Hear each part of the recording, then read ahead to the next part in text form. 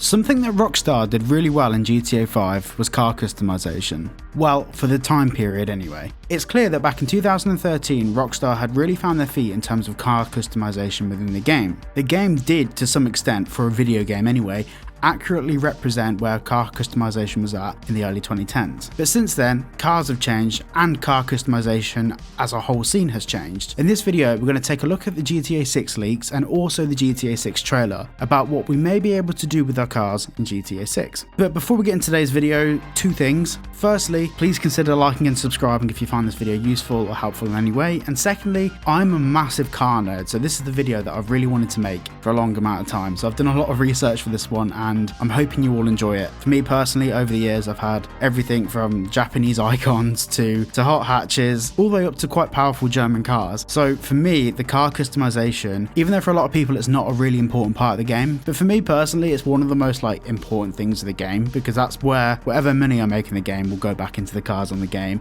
And I will really spend a lot of time customizing cars. It's a big passion of mine. So firstly, let's have a little flashback into the leaks we had in 2022. Of course, I can't show the leaked footage as Take-Two Interactive will waste my channel.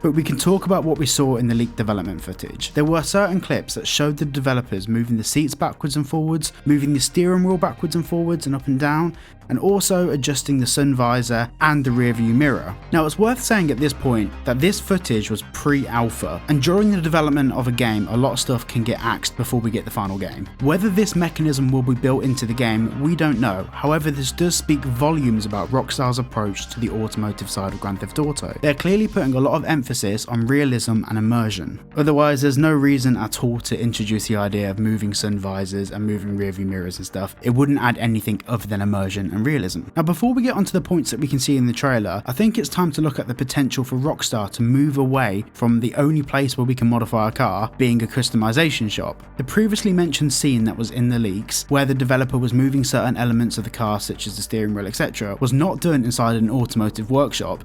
They were parked up outside somewhere. So this could mean that this mechanism is interfaced with the car, and this could mean that potentially we'll have a separate menu to use whilst we're in the cars. Of course this is speculation, as are a lot of the things that we'll discuss in this video, but we're just theorising based on what we can see. Right, let's get into the trailer. So firstly, we can see in this shot there is a light bar across the dashboard in this car. Now a lot of modern cars such as Mercedes, Audi, BMW, you name it, they all have the ability to change the interior colours of the lighting within the car. So this is something that we could potentially see within the game. Next is this shot where we can see this car at the front is lowered with larger wheels, and the wheels are cambered inwards. This could potentially mean that we might have the option to adjust not just the ride height, but also wheel offsets and camber. For those that don't know, camber is where the wheels lean in. Negative camber is where the wheels lean in at the top. Positive is where they toe out at the top. And a bit later in the shot, we can see a rear window sticker, which we can't really make out, but we'll come back to stickers shortly. And of course, we have this Rolls-Royce Cullinan clone, which has the boot, the trunk if you're American,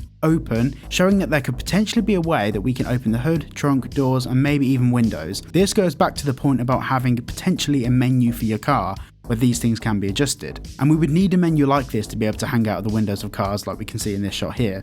Of course, this is NPC behaviour, but still worth mentioning in the context of potentially having a menu. Now in this shot we can see there's a lot going on, and of course it's mostly NPC behaviour, so once again we can't really speculate on if we can do the same things that NPCs can do, but we can see that there's a lot of people out of the cars and the headlights are still on, and there's nothing really new here, but we can also see ultra realistic looking interior lights left on in the car when the doors are open. Of course we've had this in GTA 5, but from what we can see from this shot, the vibrancy of those car interior lights makes them a lot clearer. So maybe we'll have some options to change the colour of the interior lights of the car, maybe put some light strips, LED strips inside the car, who knows. Like I said, that's all speculation. And of course this isn't modification relevant, but look how realistic that tyre smoke is. The way it lingers in the air and fills a whole street is insane. Next we have this shot here. Now we can see there's tape holding on the door handle. Now this raises the question that if we take this car to like a repair shop or an automotive shop and we do some upgrades, will we still have that? Is that a fixture of the car? or is it just one of Rockstar's really cool pieces of attention to detail? Now this shot is important. Firstly, we can see the first mention of Ride Out Customs, which would appear to be a customization shop in Vice City. It also shows a hashtag which is inferring a social media presence for that brand. Next we have Vice Vinyl, which I've heard some people suggest that this is a vinyl record store, but the sticker next to it seems to confirm that it may actually be a vinyl wrapping shop because that sticker says wrap it like it's hot. So we may have the option to wrap our cars instead of just paint them. And underneath that we have a sticker which would appear to be a social media handle, which of course ties back into the social media elements built within the game. In this Thrillbilly Mud Club shot, we can see what appears to be a Sand King XL, but with bigger tyres. So this could potentially open up the opportunity for us to modify our cars for particular purposes. Whether you want big 22-inch rims or you want some big mud tyres, it could potentially be possible for us to do both. We can also mention here about the ATV in the background, and maybe we can have some options to modify all sorts of vehicles in the game. And this leads us on to the next shot where we can see a variety of wraps on these bikes and quads. The next shot, and I totally missed this the first time I watched it, but we have this Fister Comet down here, also known as a Porsche 911, with what looks to be a wide body kit on it, similar to an RWB body kit. A really cool piece of attention to detail, and I know for a fact that if I get this car within the game, it is getting wide bodied. In this shot here we can see the vinyl records in the back of the pickup truck. This is where the rumour started that Vice Vinyl is a record store, but I think this person is supposed to be a DJ or a producer in the game, and I think music will be a big part of the game, as in the leaks there were a few characters involved in the music industry. Alongside that we had the recent news that T-Pain will be appearing within the game in some capacity.